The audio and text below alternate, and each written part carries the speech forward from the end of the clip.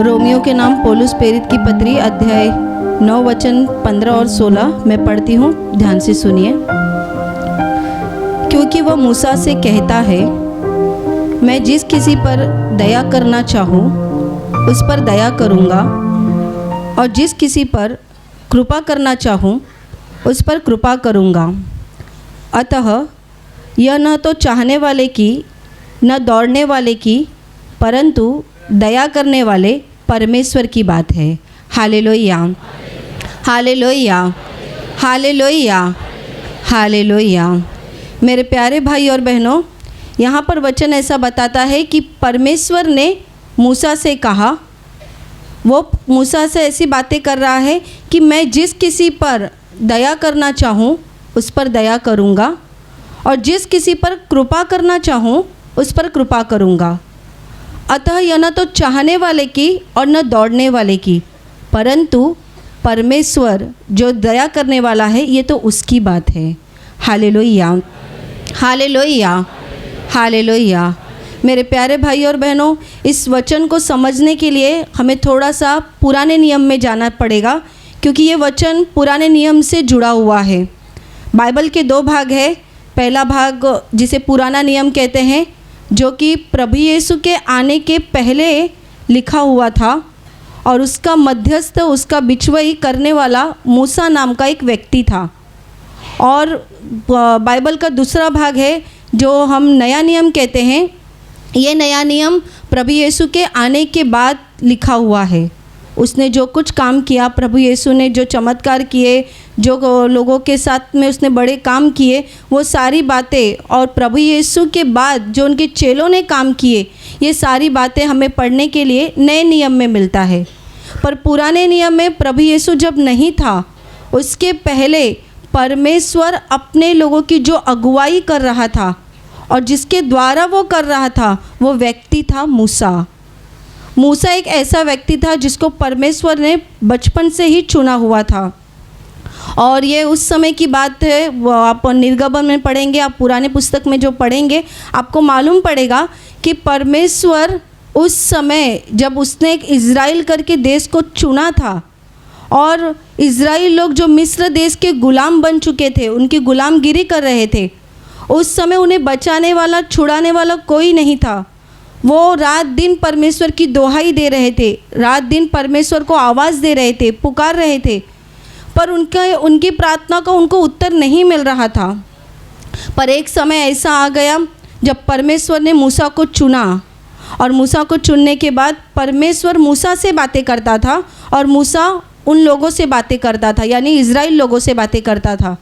और तब की ये घटना हो गई कि जब मूसा ने लोगों को बता दिया कि परमेश्वर ने मुझे चुना है तुम्हें इस गुलामगिरी से बाहर निकालने के लिए, यानी मिस्र के लोग जो मिस्र के लोगों की जो वो गुलामगिरी कर रहे थे, इज़राइल लोग, उनको बाहर निकालने के लिए। और फिर उन लोगों ने उसकी बात सुनी, मूसा ने इज़राइल लोगों को बाहर निकाला मिस्र की गुलामगिरी से। और उस समय की कुछ घटना ऐसी है कि जो मिस्र का राजा था फ़िरौन, उसके विषय में ऐसा बताया कि बार बार उसका दिल परमेश्वर कठोर कर देता था, बार बार, और वो इज़राइल लोगों को छोड़ने के लिए तैयार नहीं होता था, मतलब गुलामगिरी से वो मुक्त नहीं करना चाहता था। और बार बार मूसा के द्वारा परमेश्वर उनके बीच में अद्भुत काम करता था, यानी चमत्कार दिखाता था। बार बार उनके ऊपर कुछ न कुछ विपत्तियाँ आ जाती थी, कुछ न कुछ तकलीफ़ें आ जाती थी, और जब तकलीफ़ें आती थी तभी फ़िरौन का दिल नरम पड़ जाता था, और वो कहता था कि तुम अपने लोगों को लेकर जाओ। ऐसा बहुत बार होता था कि जब भी उनके ऊपर विपत्ति पड़ती थी तब उनका दिल नरम होता था, और वो कहते थे कि तुम अपने लोगों को लेकर जाओ। और पर जब वो लेकर जाने लगते थे, विपत्तियाँ ख़त्म हो जाती थी, फिर से फ़िरौन का दिल कठोर हो जाता था। Hallelujah, hallelujah, hallelujah. फिर से फ़िरौन का दिल कड़क हो जाता था, कठोर बन जाता था। और बाद में एक समय ऐसा आया कि जब परमेश्वर ने उनके जीवन पर, यानी फ़िरौन के मिस्र लोगों के जीवन पर इतनी विपत्ति लाई कि उनका पहलौठा बेटा मरने लगा, क्योंकि वो उसके लोगों को आज़ाद नहीं कर रहा था, परमेश्वर के लोगों को आज़ाद नहीं कर रहा था। और बाद में वो एकदम गुस्से में आकर उसने कहा कि लेकर जाओ तुम्हारे लोगों को और तुम्हारे परमेश्वर को भी लेके जाओ, पर हमारे ऊपर से ये विपत्ति को हटा दो। मूसा ने उसकी बात सुनी और मूसा अपने लोगों को लेकर निकलने लगा। उस समय समुद्र को परमेश्वर ने दुभागा और बहुत सारी बातें ऐसी कर दी, बहुत सारे चमत्कार ऐसे हो गए और फिर से फिरौन का दिल कड़क बन गया, कठोर बन गया। और ऐसे सारे चमत्कारों को करते करते मूसा अपने लोगों को निकाल कर लेकर आया, मिस्र देश से बाहर निकाल कर लेकर आया। और लाने के बाद फिर मूसा की परमेश्वर से बातचीत शुरू हो गई।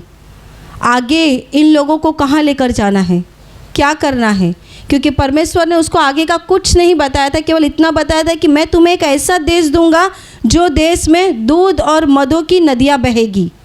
मैं तुम्हें एक ऐसा देश दूंगा, यहाँ से मैं तुम्हें बाहर निकालूंगा और ऐसा देश दूंगा, पर वो देश कहाँ पर है ये नहीं बताया था। Hallelujah, hallelujah, hallelujah, hallelujah. और बाद में उसमें ऐसा बताया है कि मूसा ने परमेश्वर को सवाल किया कि अब इनमें से कौन मेरे साथ रहेगा और कौन मेरे साथ उस देश में जाएगा। और बहुत सारी बातें मूसा परमेश्वर के साथ कर रहा था। तभी परमेश्वर ने वहाँ पर कहा कि मैं यहोवा परमेश्वर हूँ, मैं जिस पर दया करूँगा उस पर दया करूँगा, मैं जिस पर कृपा करूँगा उस पर कृपा करूँगा, तुम्हारे साथ किसे भेजना है ये मैं देखूँगा। Hallelujah, hallelujah, hallelujah, hallelujah. मुझे आपको ये सारी बातें इसलिए बताना चाहती हूँ ताकि इससे हमें मालूम पड़ रहा है कि ये तो जीवित परमेश्वर की बात है कि वो जिस पर दया करना चाहे उस पर दया करेगा और वो जिस पर कृपा करना चाहे उस पर कृपा करेगा। क्योंकि यह तो न तो चाहने वाले की न तो दौड़ने वाले की परंतु दया करने वाले परमेश्वर की बात है। Hallelujah, hallelujah, hallelujah, hallelujah, hallelujah. मेरे प्यारे भाई और बहनों, यही वचन आज हम रोमियो की किताब इसमें पढ़ रहे हैं, पत्री में पढ़ रहे हैं कि पौलुस बता रहे हैं कि परमेश्वर ने मूसा को उस समय कहा था, ये तो मेरी बात है कि मैं किस पर दया करना चाहूँगा, मैं किस पर कृपा करना चाहूँगा, न तो चाहने वाले की न दौड़ने वाले की। इसका मतलब है चाहने वाला हर एक व्यक्ति चाहता है। आप में से जो यहाँ पर बैठे हैं और जो इस प्रवचन को सुन रहे हैं, आप में से जो यहाँ पे हमेशा प्रार्थना में आते हैं, आप भी तो कुछ इच्छा लेकर आते हो ना प्रभु के पास। ये इच्छा पूरी होनी चाहिए, ऐसा पूरा होना चाहिए, ये समस्या ख़त्म होनी चाहिए, ये जीवन के दुख निकलने चाहिए, ऐसा कुछ तो होना चाहिए। कुछ ना कुछ इच्छा लेकर ही तो आप आए हो। अपनी नौकरी बंद करके, अपना धंधा बंद करके, आज के दिन छुट्टी करके, आप बहुत सारी चीज़ों को छोड़कर आज आपने अपना समय ख़त्म करके, पैसा ख़त्म करके आज प्रभु के चरणों में क्यों बैठे हो? कारण क्या है? कुछ तो प्रभु के पास चाहिए, कुछ तो उसे मुझसे लेना है, मैं उसकी मुझ पर दया हो जाए, ये मेरी इच्छा है, ये मेरी तमन्ना है। आप में से हर एक व्यक्ति, पढ़ा लिखा व्यक्ति ऐसा नहीं, अनपढ़ से अनपढ़ व्यक्ति, गरीब से गरीब व्यक्ति के दिल में भी इच्छा होती है और अमीर से अमीर व्यक्ति के दिल में भी इच्छा होती है कि परमेश्वर से मुझे कुछ चाहिए, मेरे प्यारे भाई और बहनों। और दूसरी बात, न उसने ऐसा कहा, न तो चाहने वाले की और न दौड़ने वाले की। दौड़ने वाला, कौन सा दौड़ने वाला? रेसिंग में दौड़ते हैं वो दौड़ना नहीं बताया है यहाँ पर। दौड़ने वाला प्रभु के राज्य में दौड़ने वाला, प्रभु के लिए दौड़ने वाला, प्रभु के पीछे दौड़ने वाला, उस व्यक्ति के पीछे, उस व्यक्ति के बारे में बताया है कि न तो चाहने वाले की न दौड़ने वाले की। यानी प्रभु के राज्य में भी जो दौड़ने वाले हैं उनके भी हाथ में नहीं है प्रभु के पास से दया को खींच के लेना, बल्कि ये तो परमेश्वर की बात है, वो किस पर दया करता है और किस पर कृपा करता है। Hallelujah, hallelujah, hallelujah. इसीलिए आप में से ऐसा कोई ना समझे मुझे प्रभु में आकर 10 साल हो गए तो मुझ पर प्रभु ज़्यादा दया करेगा, बिल्कुल नहीं। कोई ना समझे मैं प्रभु में बहुत जूना व्यक्ति हूँ, मैं बहुत पुराना व्यक्ति हूँ तो प्रभु से मुझे सब कुछ अपने आप मिल जाएगा, नहीं। आप प्रभु के राज्य में दौड़ जरूर रहे हैं, आप प्रभु के राज्य में आए जरूर है, पर ये तो परमेश्वर की बात है कि वो आप पर दया करेगा कि नहीं, वो आप पर कृपा करेगा कि नहीं। और इसके लिए हमें परमेश्वर से दया मिल जाए, हमें परमेश्वर की कृपा मिल जाए, उसके लिए हमें परमेश्वर के ऊपर प्यार करने की ज़रूरत है। Hallelujah, hallelujah, hallelujah, hallelujah, hallelujah. अगर मेरे प्यारे भाई और बहनों, हमारे दिल में इच्छा है कि परमेश्वर मुझ पर दया करना चाहिए, तो सबसे पहले वो दया हमें दूसरों के ऊपर दिखाना चाहिए। हमें शुरुआत खुद के ऊपर से करनी चाहिए। आज आप खुद सोचिए, आपने अपने पूरे जीवन में कितनी बार दूसरों के ऊपर दया की है? क्योंकि आज दुनिया में इतनी तरक्की चल रही है, इतनी सारी चीज़ें दुनिया में आ गई है, इतनी फैसिलिटी बढ़ गई है कि आज इंसान को इंसान के ऊपर दया करने की बात ज़रूरी नहीं मालूम पड़ती। आज आप खुद जानते हैं, हमसे अच्छा जानते हैं कि आज लोगों की अवस्था क्या हो गई है। पहले तो ऐसा होता था कि एक गांव का दूसरे गांव में लड़ाइयाँ होती थी, वो एक दूसरे के ऊपर दया नहीं करते थे, एक देश दूसरे देश के ऊपर लड़ाई करता था। पर आज की परिस्थिति क्या है? आज हम क्या देख रहे हैं? आज पड़ोसी के ऊपर प्यार नहीं कर रहा है। आज लोग अपने घर के लोगों के ऊपर दया नहीं कर रहे हैं। आज एक बेटा जब कमाने लगता है, अपनी पत्नी के साथ रहने लगता है, वो अपनी माँ की भी दया नहीं करता है, वो अपने पिता की भी दया नहीं करता है। बेटी अपने सास ससुर के ऊपर दया नहीं करती है। क्या चल रहा है? आज इंसान के दिल में से प्यार ख़त्म हो गया है। कोई किसी के ऊपर दया नहीं करना चाहता। हर एक को केवल अपना दिखाई देता है, केवल अपना। मेरे प्यारे भाई और बहनों, एक समय ऐसा था कि जब कोई व्यक्ति कहीं मुसीबत में पड़ जाता था, तो कोई तकलीफ़ में पड़ जाता था, 10 लोग दौड़ के आते थे उसकी मदद करने के लिए। समझ लीजिए, उदाहरण बताती हूँ, रास्ते पे किसी की दुर्घटना हो गई तो बहुत लोग आते थे मदद करने के लिए। पर अब भी लोग आते हैं, पर मदद करने के लिए नहीं आते, शूटिंग करने के लिए आते हैं। किसी व्यक्ति का दुर्घटना हो रही है तो कितनी बार ऐसे वीडियो भेजा जाता है, वो व्यक्ति की दुर्घटना हो गई है, वो चिल्ला रहा है, आसपास में लोग वीडियो शूटिंग कर रहे हैं। कुछ महीने तो पहले एक वीडियो ऐसा आया था कांटेक्ट के ऊपर कि देखकर आंखों से पानी आने लगा था। वहाँ पर कुछ तो अम्लीय पदार्थ बनाया जाता था, वो कुछ तो ब्लास्ट हो गया था। वहाँ पे जो कंपनी थी वहाँ पे आग लग गई थी, और वहाँ पर जो व्यक्ति कामगार थे, कंपनी में काम कर रहे थे, उनको आग के चटके बैठे, आग से वो झुलस गए, जिनकी वजह से उनके पूरे कपड़े फट गए थे, पूरे कपड़े, और उनके शरीर की चमड़ियाँ भी ऐसे लटक रही थी, और वो चिल्ला रहे थे ऐसे रास्ते पे, ऐसे रोड पे चिल्ला रहे थे। आसपास में बहुत लोग वीडियो शूटिंग कर रहे थे, पर कोई उनमें से उनको उठाकर हॉस्पिटल में लेके नहीं जा रहा था। वो वीडियो शूटिंग इतना भयानक था कि 2 दिन तक वो मेरे दिमाग में घूम रहा था, इतना भयानक था। आज इंसान इस तरह से व्यवहार कर रहा है। लोग पहले किसी को कुछ तकलीफ़ हो जाती, लोग भाग कर जाते थे मदद करने, अब मदद करने के लिए नहीं जाते। लोग जाते ज़रूर है, भीड़ ज़रूर करते हैं, गर्दी ज़रूर करते हैं, पर वीडियो शूटिंग करने के लिए, वीडियो शूटिंग करके लोगों को फॉरवर्ड करने के लिए। मेरे प्यारे भाई और बहनों, आज अपने दिल को जांचिए। अगर आपके दिल में किसी के लिए दया नहीं है, किसी के लिए प्यार नहीं है, तो याद रखना, न्याय के दिन हमारे लिए कठिन जाएगा। क्योंकि याकूब की पत्री में ऐसा लिखा है कि जो दया नहीं करता उसका न्याय बिना दया का हो जाएगा। हमने अगर दया नहीं की तो अंत के समय में वो परमेश्वर से हमें भी दया नहीं मिलेगी, क्योंकि दया न्याय पर जयवंत होती है। जो न्याय होने वाला है अंत के दिनों में, उसमें आपके कामों को भी देखा जाएगा। आपने कितनों के ऊपर दया की, आपने कितनों के ऊपर प्यार दिखाया, आपने कितनों की मदद की। मेरे प्यारे भाई और बहनों, दया करना तब होता है जब परमेश्वर की कृपा हम पर हो जाती है।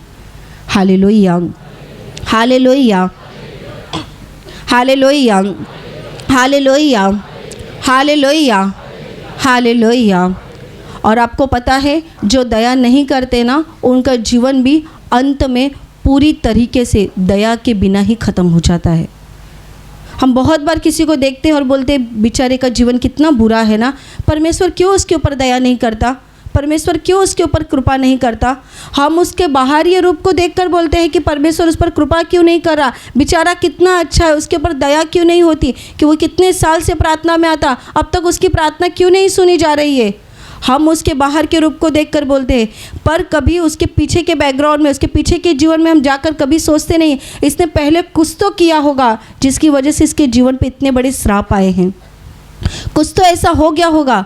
हम बहुत बार बोलते हैं परमेश्वर क्यों नहीं कर रहा, हम परमेश्वर पर दोष लगाते हैं।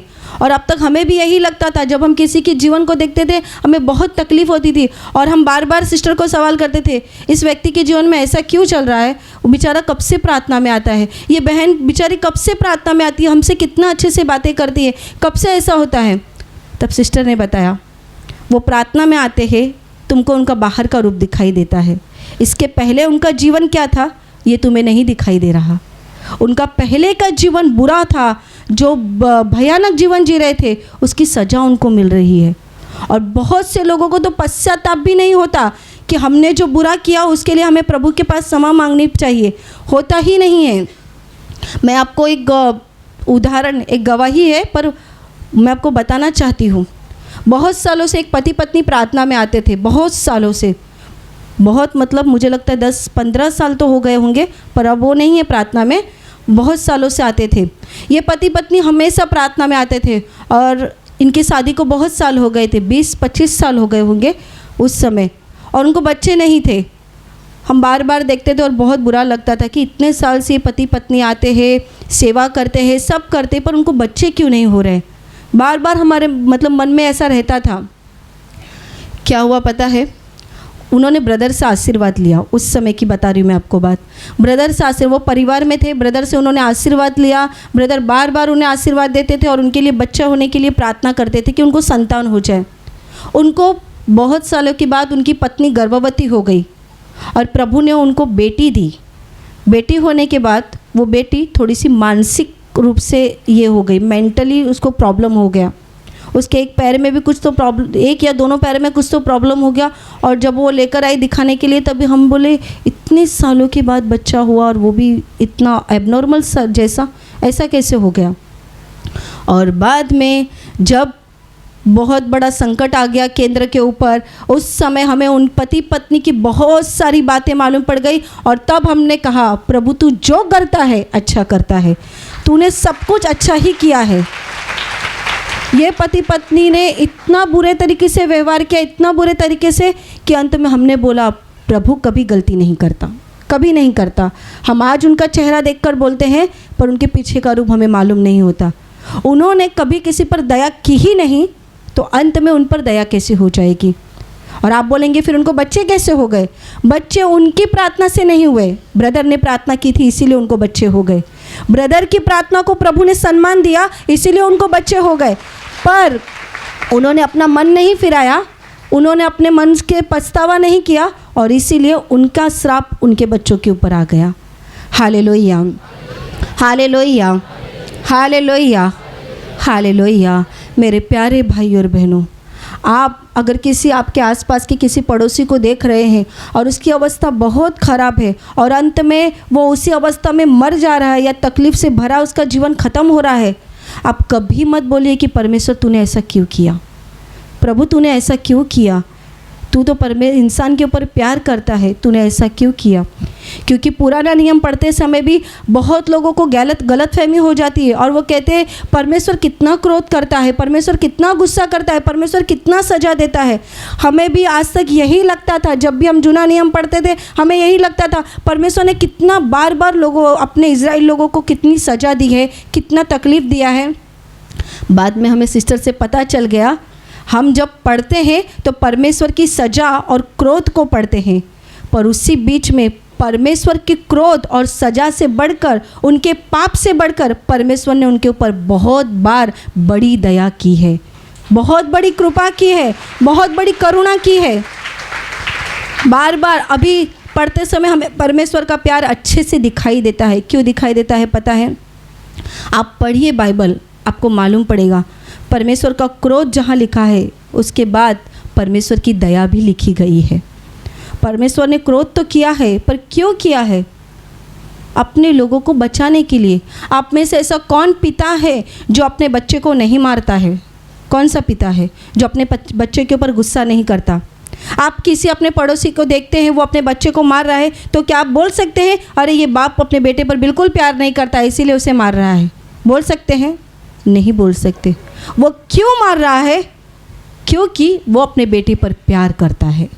उसकी इच्छा है उसका बेटा बिगड़ ना जाए, उसकी इच्छा है उसकी बेटी सही रास्ते पर रहे, इसीलिए तो मारता है।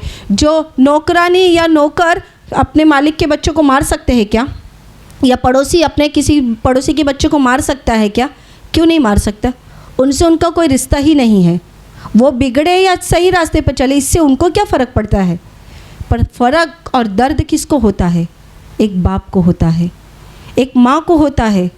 वही तो दर्द और फ़र्क परमेश्वर का हमें इस बाइबल में पढ़ने मिलता है कि परमेश्वर के दिल में दर्द उठा, परमेश्वर के दिल में प्यार उठ रहा था, परमेश्वर के दिल में अपने लोगों के लिए जो करुणा थी, वो बार बार वो कह रहा था तुम मेरे नियमों को मानो, मैं तुम्हें आशीषित करूंगा, मैं तुम्हें भरभराहट से भर दूंगा, मैं तुम्हारे कुटुंबियों को, तुम्हारे परिवार को, तुम्हारी पीढ़ी दर पीढ़ी को मैं आशीर्वादित करूंगा। कब? तुम मेरे नियमों को मानो, तुम मुझे मानो, तुम मुझसे ही मेरी ही प्रार्थना करो, तब। पर लोगों को ये बात नहीं दिखाई देती। लोगों को दिखाई देता है परमेश्वर ने लोगों को मार डाला, परमेश्वर ने ऐसा किया, परमेश्वर ने वैसा किया। अपने दिमाग से निकाल दीजिए, परमेश्वर ये एक प्यार से भरा हुआ परमेश्वर है। मैं आज भी आपको कहती हूँ, अगर आप अपने आसपास में किसी लोगों के साथ में कुछ बुरा होता हुआ देख रहे और आप परमेश्वर पे दोष लगाते होंगे तो बंद कर दीजिए। परमेश्वर कभी गलती नहीं करता, कभी भी नहीं करता। मैं आपको एक सत्य घटना बताती हूँ जो मेरी आंखों देखी हो गई घटना है। बहुत साल पहले, मैं बहुत छोटी थी तब की बता रही हूँ मैं, पर वो घटना अभी पूरी हो गई। एक पति पत्नी रहा करते थे और ये पति पत्नी इतना भयानक व्यवहार करते थे कि उनके आसपास में जो है उस नगर में, उस जगह में जो रहते थे, सब लोग उससे डरा करते थे। सब मैंने खुद अपनी आंखों से देखा है। आपको मालूम है जो लोग ऐसे गली में रहते हैं, चौल में रहते हैं, वो पानी बाहर से भरते हैं और वहाँ पे कुछ नंबर रहता है, 15 मिनट 20 मिनट ऐसा करके नंबर रहता है पानी भरने का। और ये गली के लोग उससे इतना डरते थे कि उसने एक्स्ट्रा पानी भी ले लिया तो कोई उससे पूछने की हिम्मत नहीं करता था।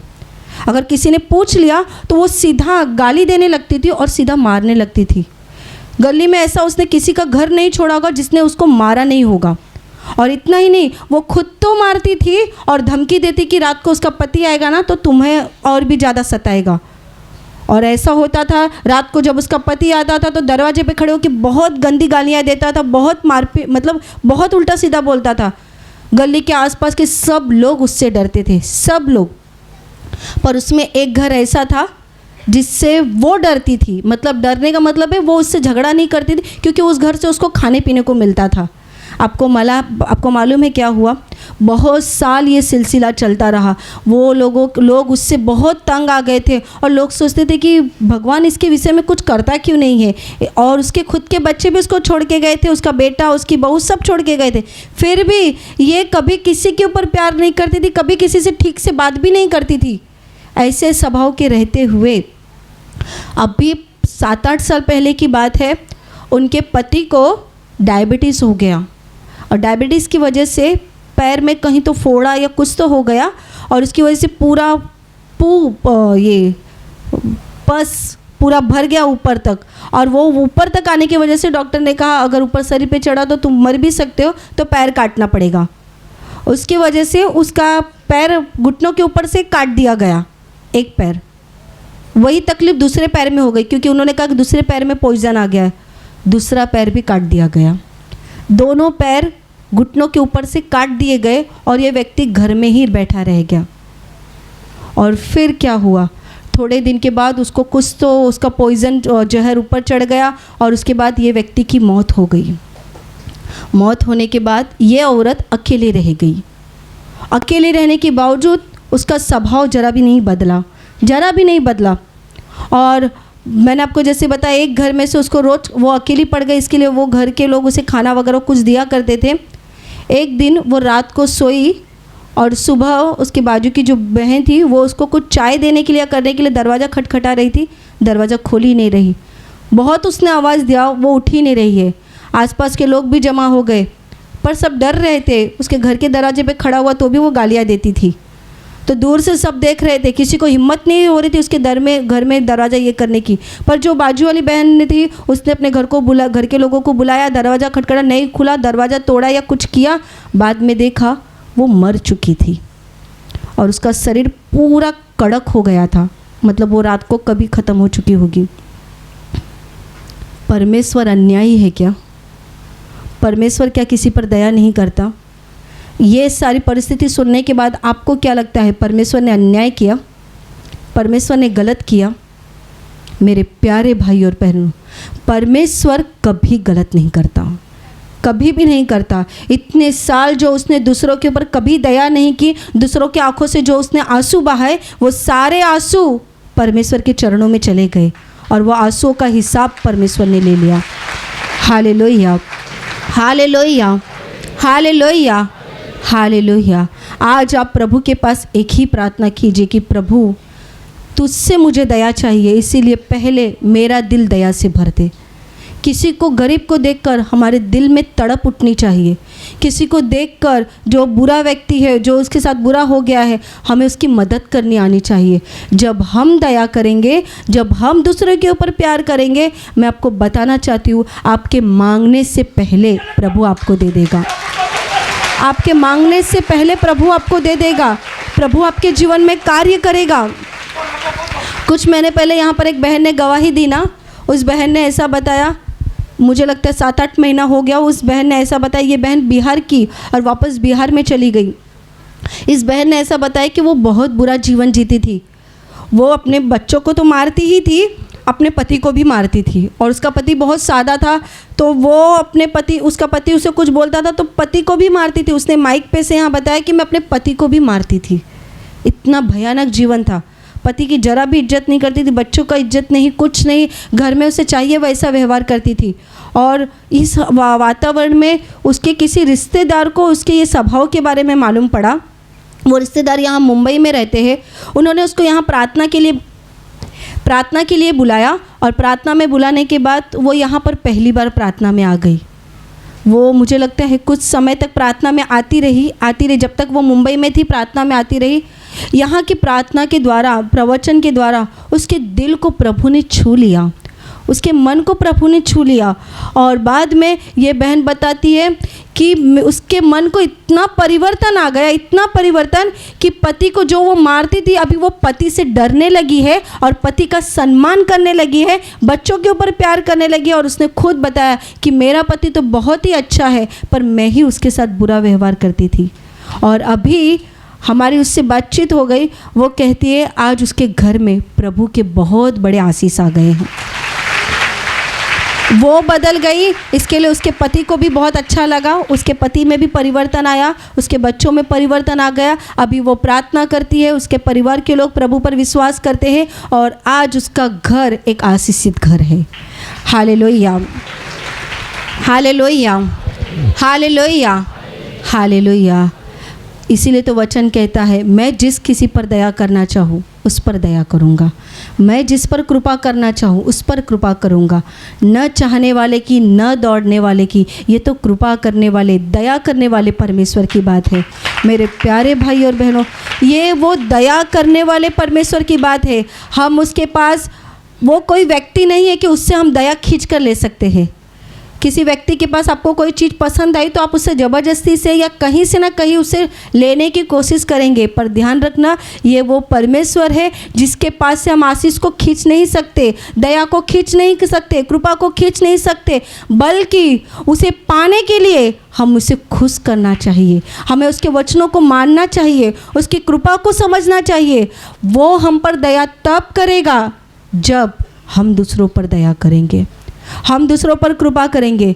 दूसरों की तरह मत बन जाइए कि दूसरे तकलीफ में है और आप उनको देखकर आगे बढ़ जा रहे हैं, ऐसे मत बन जाइए। तो बल्कि आपको जितना हो सके आप उनकी मदद कीजिए, आप उन पर दया दिखाइए, आप उन पर कृपा दिखाइए। क्या हो जाएगा, जैसे वचन में लिखा है याकूब की पत्री में, न्याय दया न्याय पर जयवंत होती है। जो दया करेगा उस पर अंत के दिनों में दया की जाएगी।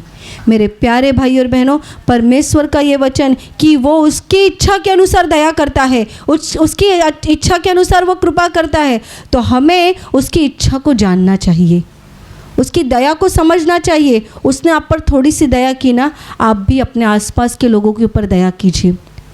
आप तो बाहर देख ही रहे हैं, ट्रेन में चढ़ते समय कोई एक गिर गया, पैर रख के आगे निकल जाते हैं। बस में धक्का धुक्की करते समय कितने लोग गिर जाते हैं, उसमें कितनी गर्भवती औरतें रहती है, बूढ़े माँ बाप रहते हैं, कोई किसी पर दया नहीं करता। और इसके अलावा आप जहाँ रहते हैं, जहाँ काम करते हैं, आसपास के लोगों का आप सह के ले रहे हैं, आप उनके ऊपर प्यार कर रहे हैं, इसका मतलब परमेश्वर की दया आपके ऊपर हो गई है, परमेश्वर की कृपा आपके ऊपर हो गई है। और धन्य है वो जिसके ऊपर परमेश्वर की दया हो जाए, धन्य है वो जिसके ऊपर परमेश्वर की कृपा हो जाए, क्योंकि परमेश्वर की दया और परमेश्वर की कृपा यही हमारे उद्धार का रास्ता है। प्रभु यीशु ने हम पर दया की, इसीलिए तो वो इस धरती पर आ गया। उसने हम पर दया नहीं की थी तो वो क्यों आता धरती पर, किस लिए आता? पर उसने हम पर दया की, इसीलिए तो आ गया। आज प्रभु के पास निर्णय लीजिए, उससे बातें कीजिए और उससे कहिए, तूने मुझ पर दया की, अब से मैं दूसरों के ऊपर दया करूँगा। Hallelujah, hallelujah, hallelujah. और अभी प्रार्थना करने का समय है।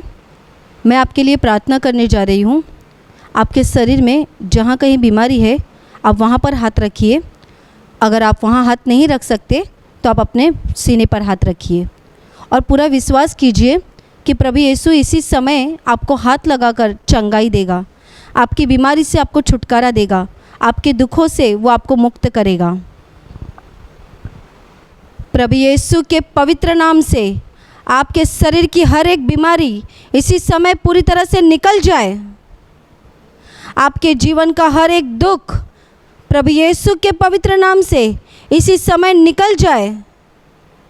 आपके जीवन में शैतान की ताकत जो काम कर रही है, मैं प्रभु यीशु के नाम से आज्ञा देती हूँ, वो सारी ताकत इसी समय निकल जाए। सब प्रकार की दुष्ट आत्माओं, इनके जीवन से पूरी तरह से इन्हें छोड़कर निकल जाओ और फिर से इनके जीवन में वापस मत आना। आपके जीवन में प्रभु यीशु की शांति आए, आपके दिल में प्रभु यीशु का आनंद आए, पवित्र आत्मा की शांति और आनंद आपके जीवन में और आपके परिवार पर आ जाए। आमीन।